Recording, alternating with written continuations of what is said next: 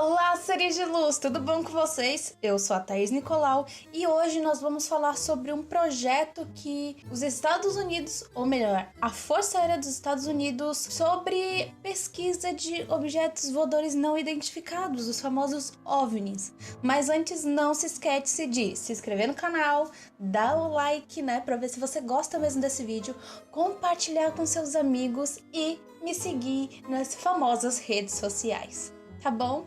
Então vamos pro vídeo. Hoje nós vamos falar sobre o projeto Blue Book.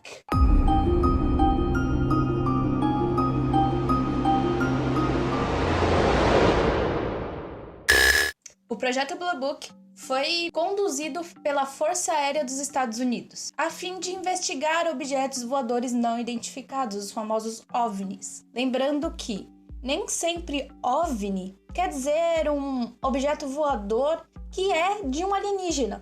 Pode ser um objeto voador de outro país, que a gente não sabe, uma aeronave ou um balão meteorológico que a gente não sabe de onde é e usam tecnologias aí que a gente ainda não tem conhecimento, Mas às vezes também é um alienígena. Foi antecedido por 3 projetos. O projeto Signal, ou Sinal, que era só para investigar ali, os objetos voadores não identificados. Depois teve o projeto Rancor, ou não sei, e depois o novo projeto Rancor, ou isso aí, É o projeto. Mas nenhum desses projetos foram pra frente por falta de verba ou por qualquer outro problema. E aí, em 1952, chegou o belíssimo projeto Blue Book. O objetivo era determinar se os OVNIs, esses objetos voadores, eram uma real ameaça aos Estados Unidos. Para isso foram recolhidos, analisados vários artigos e notícias sobre OVNIs. E esse foi o último projeto dos Estados Unidos relacionado a OVNIs. Era época, lembra que eu falei, que nem sempre era assim, sabe?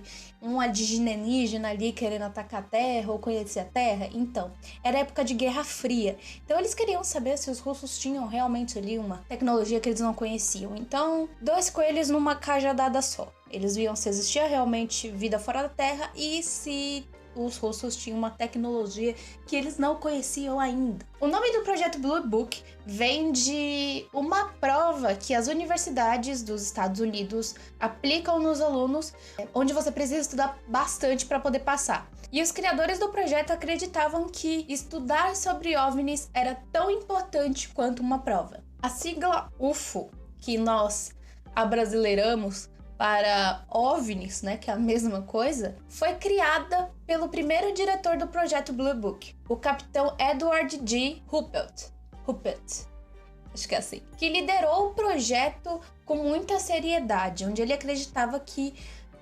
precisávamos de respostas para aquilo, para coisas que a gente não tinha uma resposta, não tinha explicação ainda, com um viés realmente científico. Com Blue Book na ativa, onde todo mundo já sabia, da existência de Blue Book e tudo mais, houve centenas de relatos de avistamentos. Piorou no dia 19 de julho de 1952. Por quê? O controle de tráfego aéreo do aeroporto de Washington detectou 7 sinais não identificados no seu radar. E várias testemunhas viram essas tais luzes, descrevendo como luzes laranjas que se moviam muito rápido. E esse assunto virou uma febre. Todo mundo só falava disso. As pessoas iam se encontrar e falavam disso. As crianças iam para a escola e falavam disso. Amigos se encontravam em bar e falavam disso. E os canais de inteligência ficaram sobrecarregados.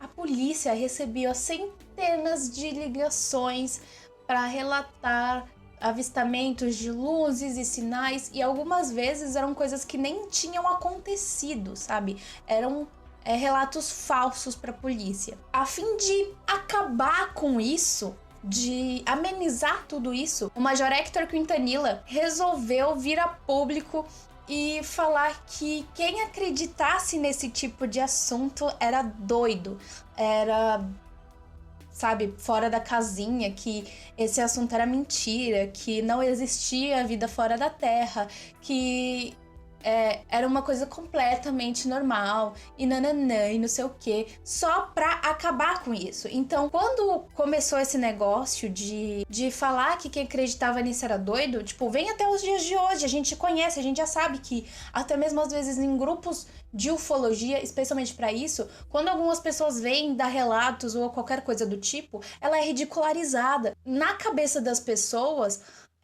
o governo fala isso pra esconder coisas da população. O que não faz muito sentido, pelo menos pra mim, porque eu parto do princípio que, tipo, eles são governo. Se eles não quiserem falar, eles não vão falar. A população vai achar o que elas quiserem. Eles não vão falar nada. Se perguntar, eles não vão falar assim, não, quem fala isso é doido. Não é, gente. Começou nisso. Começou pra que a população parasse com isso. Parasse de ligar, que realmente fossem coisas reais, fossem relatos reais, pessoas que viram alguma coisa e... Enfim, vocês me entenderam. Vou parar de falar que eu estou ficando braba. Nervosa. Só que aí, as coisas perderam a mão, né? Depois de falar pra população, né, que... Vamos dar uma parada, vamos dar uma segurada aí, galera, que vocês estão meio doidos, vocês estão usando alguma coisa que não deveria usar pra tá vendo luzes no céu aí. Em 1953, eles criaram um regulamento onde proibiam que oficiais da Força Aérea não falassem sobre OVNIs ou sobre esses assuntos com pessoas não autorizadas, ou seja, civis. A multa, existia uma multa. A multa era de $10 mil ou 2 anos de prisão. Em 1954, eles resolveram mudar um pouquinho esse regulamento aí. Os oficiais até podiam falar, né, com as pessoas sobre os OVNIs e tudo mais. Porém, apenas casos que já foram solucionados e que a resolução deles seriam coisas naturais, como, por exemplo, estrelas, aviões, balões meteorológicos e etc. Para realmente reforçar aquele negócio que eles estavam falando de que não existia vida fora da Terra e nananã e nananã. Só que aí, o que é ruim pode piorar. E piorou. O pessoal do projeto foi ordenado a reduzir os casos o máximo possível. Se eles pudessem dar qualquer tipo de resolução pro caso, que eles dessem. Depois disso, Ruppelt, que foi o primeiro diretor do projeto, ele resolveu se retirar do projeto, pediu demissão, porque ele realmente levava aquilo a sério e aquilo dali já tava virando palhaçada. E ele aí foi substituído pelo oficial Charles Randin. Um homem que acreditava que quem falasse em OVNIs era doido, preocupante. Em 1956, entrou um novo diretor do projeto, George Gregory, que criou um método bem simples para solucionar os casos sem explicação. Veja bem, o método era o seguinte: se algo era possível, se tornava provável. E se ele é provável, logo era dado como real. Entendeu? Não? Vou explicar. Ó, vamos lá. Você viu um OVNI. Você tem certeza que você viu um OVNI. Aquilo dali não podia ser qualquer outra coisa a não ser um OVNI. Mas aquele objeto estranho que você viu também podia ser um balão meteorológico. E se ele poderia ser um balão meteorológico, quer dizer que ele era. Então, fim de caso, o que você viu era um balão meteorológico. Depois disso, foram trocados de líderes diversas vezes. O cargo de diretoria, ninguém nunca esquentava aquela cadeira. Logo depois disso, o governo parou de enviar verbas para o projeto. Em 1963, o projeto já havia recebido várias acusações de grupos de ufologia, né, grupos de ufólogos mesmo, que o projeto era falso, desnecessário e que encobria muitas provas da população. Alguns cientistas da época chamavam o projeto de um projeto completamente incompetente, por não poder analisar os casos com viés científico. Eles apenas davam qualquer razão e acabou. Pra você ter ideia do que aconteceu mais ou menos, em 1965, um meteorologista de olho em um radar climático, a polícia e funcionários da base aérea, todos estavam em Oklahoma, né?